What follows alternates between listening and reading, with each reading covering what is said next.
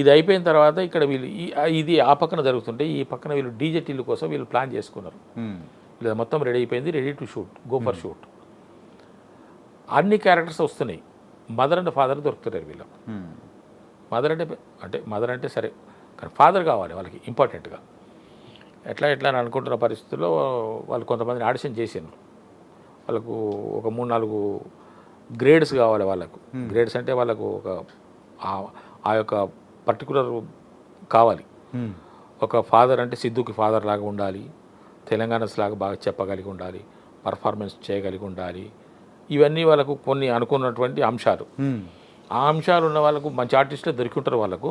కానీ కొన్ని వాళ్ళకి ఎందుకో ఇంకా కావాలి అనుకున్న పరిస్థితుల్లో సిద్ధు గారు, మంచు లక్ష్మి గారు, తరుణ్ భాస్కర్ గారు ఎక్కడో ఒక చోట ఒక సమావేశంలో ఉన్న సందర్భంలో సిద్ధు తరుణ్ భాస్కర్ని అడిగినట్టు తెలిసింది నాకు. ఇట్లా మా సినిమా షూటింగ్ దగ్గరికి వస్తున్నది, మన ఫాదర్ క్యారెక్టర్ దొరుకుతలేడు అని చెప్పేసానంటే అప్పుడు తరుణ్ భాస్కరు అక్కడనే టీవీ ఉంటే ఆ టీవీలోనే ప్లే చేసి నన్ను చూపించినట్టు. నన్ను చూపించి చూడు అంటే చూసి ఎట్లుంటాడు అని అడిగినట్టుండేమో, తీసుకోమని చెప్పినట్టుండే ఆయన. ఇక నా నెంబర్ తీసుకొని భాస్కర్ దగ్గర, తరుణ్ భాస్కర్ దగ్గర నా నెంబర్ తీసుకొని నాకు ఫోన్ చేశారు. నాకు ఫోన్ చేస్తే అప్పుడు వాళ్ళు ఆడిషన్కి రమ్మంటే ఆడిషన్కి వెళ్ళాను. ఆడిషన్కి వెళ్తే వాళ్ళు 50% ఓకే చేసుకున్నట్టున్నారు. ఆ తర్వాత మళ్ళీ మేము కాల్ చేస్తాం సార్, మీరు ఈ 2-3 రోజులు ఎటైనా పోతున్నదా, బయటకి ఏమైనా పోతున్నారా ఎటైనా అంటే, లేదు సార్ ఇక్కడే ఉంటారన్నారు. ఒక 2-3 డేస్ తర్వాత మీకు కాల్ చేస్తామన్నారు. మళ్ళీ కాల్ వచ్చింది. కాల్ వస్తే వెళ్ళిన తర్వాత అప్పుడు నాకు అనుకోకుండా నాకు ఒక వేరే సినిమా వచ్చింది. అప్పుడే మంచి క్యారెక్టర్, దాంట్లో మెయిన్ క్యారెక్టర్. ఏంటి సార్ మీ పరిస్థితి అని అడిగాను. నేను ఆ సినిమా అది ఇంకా రాలేదు సినిమా. అది సినిమా వస్తే బాగుంటుండే కానీ అది ఎందుకో రాలేదు. వస్తుందో రాదో కూడా తెలియదు. నేను ఒక సినిమా చేస్తున్నాను సార్, ఇట్లా ఫలానా నాకు డేట్లు కూడా ఇచ్చాను. నేను ఒక మెయిన్ క్యారెక్టర్ చేసింది, ఒక ఫుల్ టైం క్యారెక్టర్ చేసింది, ఫుల్ డేట్స్తో చేసింది కూడా ఆ సినిమానే. దానికి నాకు ఆల్రెడీ 10 రోజులు డేట్లు ఇచ్చున్నారు. ఆల్రెడీ 15 రోజులు చేసి ఉన్నా, ఇంకా 10 రోజులు డేట్లు. నా జీవితంలో మొట్టమొదటిసారి అన్ని రోజులు చేస్తున్న సినిమా అది. ఇట్లా అరే మరి మన సినిమా కూడా అప్పుడే, ఈ సినిమా కూడా మీరు ఓకే అయితే 50 డేట్లు వస్తాయి అన్నారు.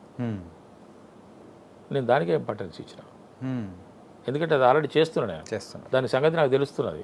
అది నాకు చాలనుకుంటున్నాను నేను. ఇది బయటకు వస్తే నా సంగతే, నాకు ఇక సినిమాల్లో అవకాశాలు వస్తాయనే అభిప్రాయంలో నేనున్నా. నాకు ఇది పెద్దగా అనిపించలేదు. ఇంకా వీళ్ళు మొదలుపెట్టలేదు, ఆ క్యారెక్టర్ ఏదో మనకు తెలియదు, ఎన్ని రోజులు వస్తాయో తెలియదు, వీళ్ళు ఎంత ఇస్తారో తెలియదు, ఇవన్నీ ఉంటాయి కదా మనకు ఆలోచన. అంటే నాకు ఆల్రెడీ ఆ డేట్లు ఉన్నాయి సార్, మరి మీది ఎప్పుడు అంటే, లేదు సార్ మనది కూడా అదే డేట్లు రావచ్చు మ్యాక్సిమం, మరి మీరు ఎట్లా అన్నాడు. నేను దానికి ఇంపార్టెన్స్ ఇస్తాను చెప్పాను. నేను దానికి ఇంపార్టెన్స్ ఇస్తాను చెప్పాను. చెప్తే అప్పుడు ఒక అసోసియేట్ డైరెక్టర్ వచ్చారు, కాఫీ తెప్పించారు, కాఫీ తాగుతున్నా. అప్పుడు 2వ రూమ్లో తీసుకుపోయాను అనుకో, అంతకుముందు బయటకు వచ్చి పెట్టాను, అప్పుడు 2వ రూమ్లో తీసుకుపోయాను. పెరిగింది. అప్పుడే అనిపించింది నాకు, అయితే క్యారెక్టర్ ఇచ్చినట్టున్నారు నాకని. అందరు వెళ్ళిపోయాడు. ఒక ఆయన ఉన్నాడు, ఆయన చెప్పాడు, సార్ ఈ సినిమా మీరు వదులుకోకండి, ఆ సినిమాని మీరు మేనేజ్ చేసుకోండి, డేట్లు ఏమైనా తేడా వస్తాయి, బట్ దీనికి ఇంపార్టెన్స్ ఇవ్వండి, ఇది మీకు మంచి టర్నింగ్ వస్తుంది చూసుకోండి అన్నాడు. అన్నట్టుగానే దీనికి అడ్జస్ట్ చేసుకున్నాం, ఇది వచ్చింది. అది నిజంగానే టర్నింగ్ పాయింట్ అయింది. టర్నింగ్ పాయింట్ అంటే నార్మల్ టర్నింగ్ పాయింట్ కూడా కాదు.